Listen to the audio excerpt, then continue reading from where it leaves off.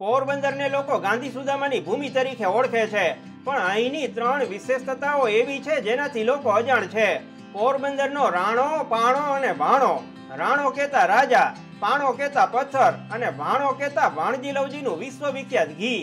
આ ત્રણેયની રસપ્રદ વાતો સાંભળશો તો થશે, લે આપણે ગંગા કાંઠે રહેતા હતા પણ કદી સ્નાન જ ન કર્યું. પોરબંદરના માખણિયા પથ્થરથી ઘર બાંધજો, 1000 વર્ષ સુધી એની કાંકરી નહીં ડગે. સોમનાથ મંદિર અને કીર્તિ મંદિર આ વર્લ્ડ ફેમસ પથ્થરોમાંથી બનેલા છે. 59ની સાલમાં ભાણજી લવજીના દાણેદાર ઘીને ભારત સરકાર તરફથી ગોલ્ડ મેડલ મળી ચૂક્યું છે. આજે ભાણજી લવજીની 6ઠી પેઢી BL માર્કાવાળું ઘી વેચે છે. એક વખત આ ઘી ખાવ, તબિયત થઈ જાય ઘોડા જેવી. પોરબંદરના જેઠવા વંશજોના રાજવીઓએ જીવ સટોસટની બાજી ખેલીને જે રાજધર્મ નિભાવ્યો છે, જાણશો તો તમે પણ કહેશો, ખમ્મા બાપુને ઘણી ખમ્મા. રોગચાળાનો માહોલ છે એટલે પહેલા વાત ઘીની. પોરબંદરમાં પેઢીઓથી ભાણજી લવજીનું ઘી વેચાય છે. એ એની શુદ્ધતા અને સાત્વિકતા માટે જગ વિખ્યાત છે. આ ઘી અત્યારે ઓનલાઈન પણ મળતું થયું છે, પણ તમે ઓર્ડર કરવા જાઓ તો મોટે ભાગે આઉટ ઓફ સ્ટોકનું પાટિયું જોવા મળે, કારણ કે એની એવી શાક બંધાણી છે કે રિટેલ બજારમાં સફાચટ થઈ જાય છે. આ ઘીની ખાસિયત એ છે કે કોઈ પણ જાતના પ્રિઝર્વેટિવ નાખ્યા વગર કે ફ્રીજમાં મૂક્યા વગર 1 વર્ષ સુધી બગડતું નથી. 2 વર્ષે ખોરું પડી ગયા પછી પણ ઓછામાં ઓછું દિવેલમાંથી તો ન જ જાય. ભાણજી લવજી તો એક વેપારી છે, પણ એના મૂળમાં બરડા ડુંગરની વનસ્પતિઓ અને અહીં વસતા માલધારીઓની મહેનત છે. ભાણવડ પાસે આવેલા બરડા ડુંગર ઉપર વિવિધ ઔષધિઓ ઉગે છે, જ્યાં અનેક માલધારી પરિવારો રહે છે, જેમની પાસે 10,000 જેટલા પશુધન છે. માલધારીઓની ગાયો ભેંસો ચરતી હોય ત્યારે ઔષધિઓ તેના દૂધમાં ભળે છે, જેમાંથી માલધારીઓ ઘી બનાવી ભાણજી લવજીને ત્યાં આપી જાય છે. ત્યારબાદ પેઢીમાં તેની લેબોરેટરી તપાસ થાય છે. ઈસવીસન 1927માં બોમ્બે મ્યુનિસિપલ કેમિકલ્સના ધારાધોરણ મુજબ તેની ચકાસણી કરવામાં આવતી. ધીમે ધીમે આ ઘીનું ઉત્પાદન વધતું ગયું અને સાઉથ આફ્રિકા અને યુરોપીય દેશોમાં નિકાસ થવા લાગી. આ ઘીની RM વેલ્યુ 19 થી 24 આંકવામાં આવી છે, જે શ્રેષ્ઠ માનવામાં આવે છે. પોરબંદરના દયાળુ મહારાજા નટવરસિંહજીએ પોરબંદરમાં ગ્રેડિંગ લેબોરેટરી ચાલુ કરાવીને બરડા ડુંગરના ઘીને એક માર્ગ અપાવ્યો હતો. વૈજ્ઞાનિક રીતે સિદ્ધ થઈ ચૂક્યું છે કે આ ઘીમાં ઓમેગા 3 અને ઓમેગા 6 નો ફેટી એસિડ રેશિયો સમતોલપણે જળવાઈ રહેલો છે, જે સામાન્ય માણસની તંદુરસ્તી માટે જરૂરી છે.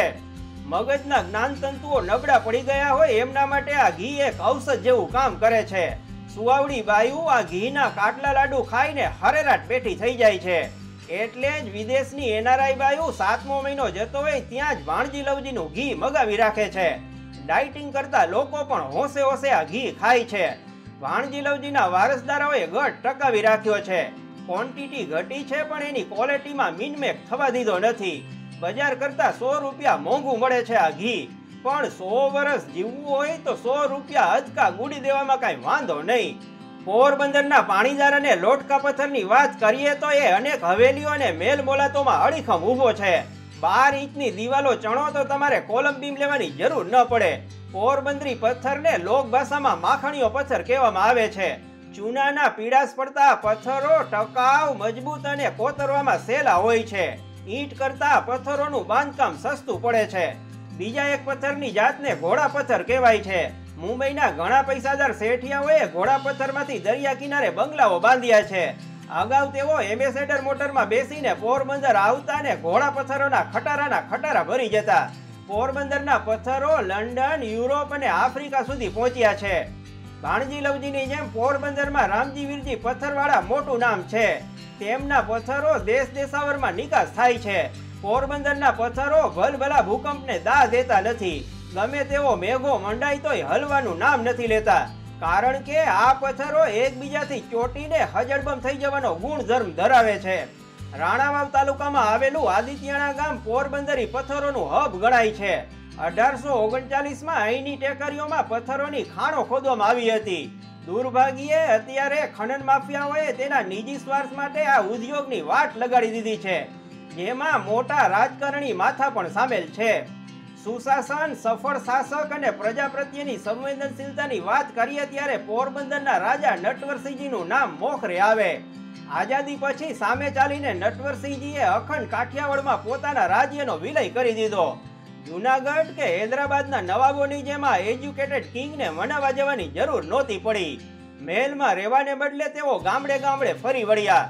લોકોના દુઃખ દર્દ જાણવા તેઓ સતત પ્રજા વચ્ચે જ રહ્યા. રાજ્યમાં મૂંગા પ્રાણીઓના બલિની પ્રથા અટકાવીને એક સુધારાવાદીને છાજે તેવું કાર્ય કર્યું. રાજકોટની રાજકુમાર કોલેજમાં ભણીને તેઓ ડિપ્લોમા એક્ઝામિનેશનમાં પ્રથમ નંબરે પાસ થયા. તેઓ ન ફક્ત સારા ક્રિકેટર બલકે 1932માં ઇંગ્લેન્ડ સામે રમાયેલી ટેસ્ટ સિરીઝમાં ભારતના કેપ્ટન રહ્યા હતા.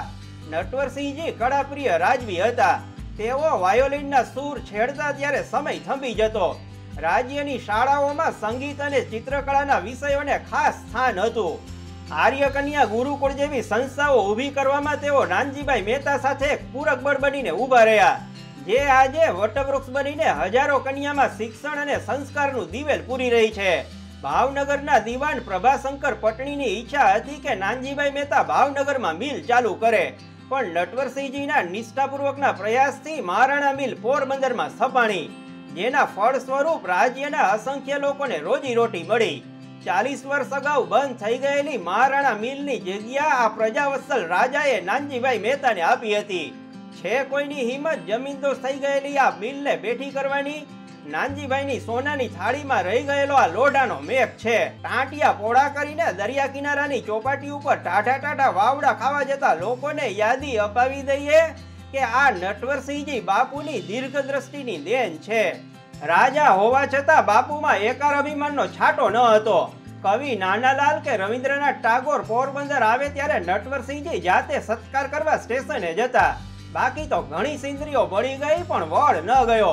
પ્રથમ પત્નીના અવસાન બાદ નટવરસિંહજીએ પુનઃ લગ્ન કર્યા હતા, પણ તેમને હંમેશા શેર માટીની ખોટ જ રહી. સંતાન ન હોવાથી તેમણે રાજકુમાર ઉદય ભાણસિંહજીને દત્તક લીધા હતા. જો કે બાપુને આ વાતનો કોઈ મલાલ ન હતો. રાજ્યના બધા દીકરા દીકરીઓને તેઓ પોતાના સંતાનો જ ગણતા. 79ની સાલમાં બાપુ કાળધર્મ પામ્યા. 71 વર્ષના આયુષમાં તેઓ 71 જિંદગી જીવી ગયા. પોરબંદરના એક દર્શક રમેશ કોળિયાતર કેદુના મને તેડાવે છે, તમારા સોગન મેં આજની લગન ભાણજી લવજીનું ઘી ખાધું નથી. તમે અમારી ચેનલ સબસ્ક્રાઇબ કરો એટલે ચાર્ટર્ડ છકડો કરીને પહોંચી જાઓ પોરબંદર.